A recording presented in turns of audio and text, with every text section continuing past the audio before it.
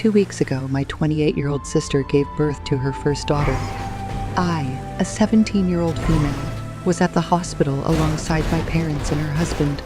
Despite the intense screaming during labor, the birth went relatively smooth. Being an auntie for the first time filled me with excitement, and holding my newborn niece in my arms was a profoundly precious moment. Initially, everything seemed fine. My sister returned home about 3 days later, and she, along with her husband, stayed with me and my parents for additional support in caring for the baby. However, 2 days after her return, she began experiencing exhaustion, body pain, and frequent fainting episodes. Despite her insistence that she was fine, our mother recognized that fainting wasn't a normal condition. She promptly brought my sister back to the hospital, where they discovered an infection or internal bleeding, or possibly both, somewhere in her body.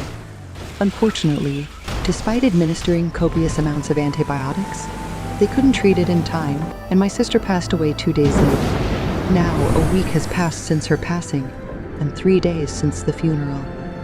I find myself unable to stop crying, constantly replaying the scenario in my mind, thinking that if the doctors had identified the issue earlier, my sister could still be alive. I cherished my sister immensely. She served as my role model throughout my upbringing. Losing her forever has left a profound void, and now I'm left with my niece, who remains completely unaware of the tragic events. I am overwhelmed with sadness, anger, and frustration, and I miss my big sister immensely.